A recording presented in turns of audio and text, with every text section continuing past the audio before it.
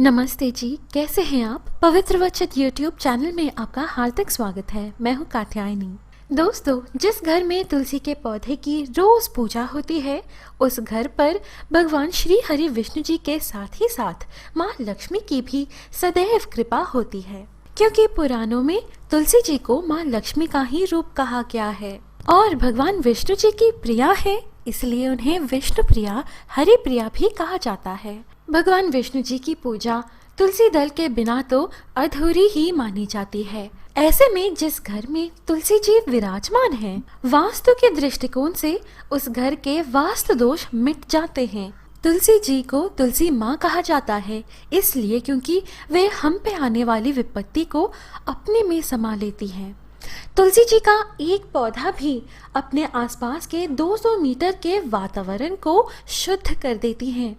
दोस्तों, पौधों में नकारात्मक ऊर्जा को नष्ट करने की क्षमता होती है, इसलिए पौधों में देवी देवताओं का वास माना जाता है।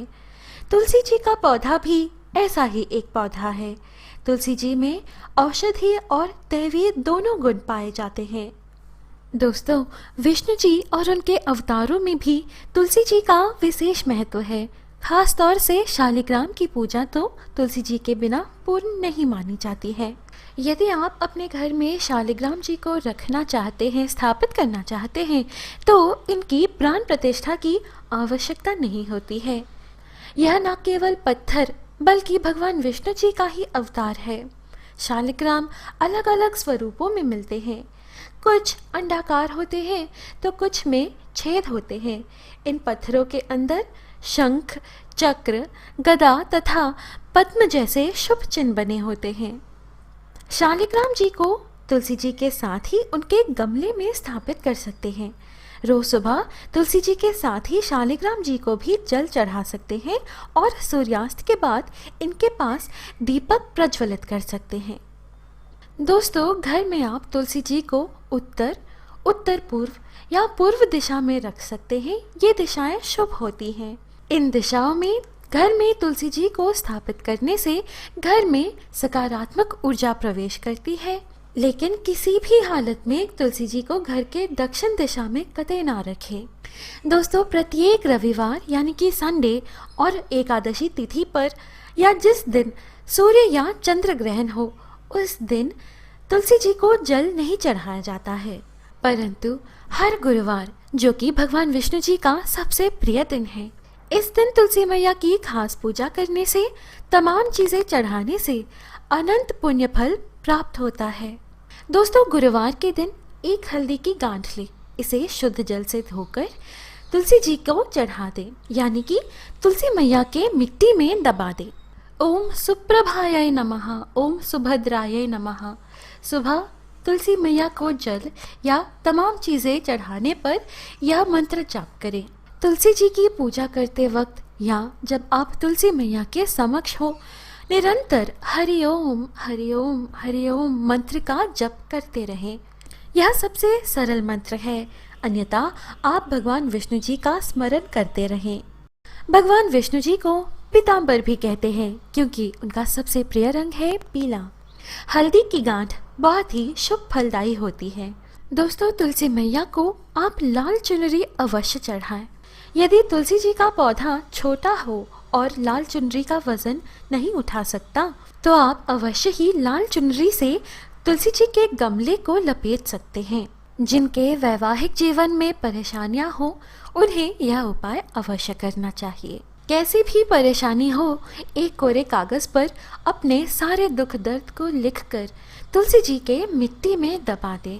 तुलसी जी के सामने हाथ जोड़कर प्रार्थना करते हुए परिक्रमा अवश्य करें। प्रतिदिन तुलसी मैया को जल चढ़ाने के बाद 3 बार क्लॉकवाइज डायरेक्शन में, यानी कि घड़ी की सुई की दिशा में परिक्रमा अवश्य करें। इससे न केवल आपको सकारात्मक ऊर्जा मिलती है, बल्कि आपके हर एक मनोकामना शीघ्र पूर्ण होते हैं। तुलसी जी को आंवले भी चढ़ा सकते हैं। खास करके जिनको संतान की इच्छा है, उन्हें यह उपाय अवश्य करना चाहिए। दोस्तों, आप तुलसी जी के पौधे में, यानी कि तुलसी मैया के मिट्टी में ही श्री राधे कृष्ण की मूर्ति, चाहे वो लकड़ी की बनी हो या मिट्टी की, अवश्य ही तुलसी जी के साथ स्थापित करें। इस उपाय से घर के सभी सदस्यों में प्यार बना रहता है और गृह कलेश समाप्त होता है। दोस्तों, ज्यादा मात्रा में तुलसी मैया को जल ना चढ़ाएं। तुलसी जी के पौधे को थोड़ी सी ही जल की आवश्यकता होती है। दोस्तों, कहा जाता है कि घर की अवस्था उस घर की तुलसी जी को देखकर ही अंदाजा लगाया जा सकता है। इसलिए तुलसी जी की सही देखभाल करें, उन्हें कड़ी धूप में ना रखें और हर 2-3 महीने में एक बार 1 छोटी चम्मच जितनी एप्सम सॉल्ट तुलसी के मिट्टी में अवश्य डालें। पूर्णिमा की तिथि पर चंद्रमा को दूध से अर्घ्य दिया जाता है। तुलसी मैया पर भी आप दूध के 2 या 3 बूंद से छिड़काव करें। ज्यादा मात्रा में दूध तुलसी मैया को चढ़ाएं ना। यह उपाय करने से आर्थिक परेशानियों से मुक्ति मिलती है। दोस्तों, आपने यह वीडियो एंड तक देखा है, इसलिए आपका बहुत बहुत आभार। आशा करती हूँ कि यह जानकारी आपको अच्छी लगी। इस तरह के और वीडियोस पाने के लिए हमारे चैनल पवित्र वचन को सब्सक्राइब कर लें और हमारे पीवी परिवार यानी कि हमारे प्यारे से पवित्र वचन परिवार में आपका हार्दिक स्वागत है। अभी मुझे इजाज़त दीजिए दोस्तों, हम फिर मिलेंगे अगली वीडियो में। स्वस्ति।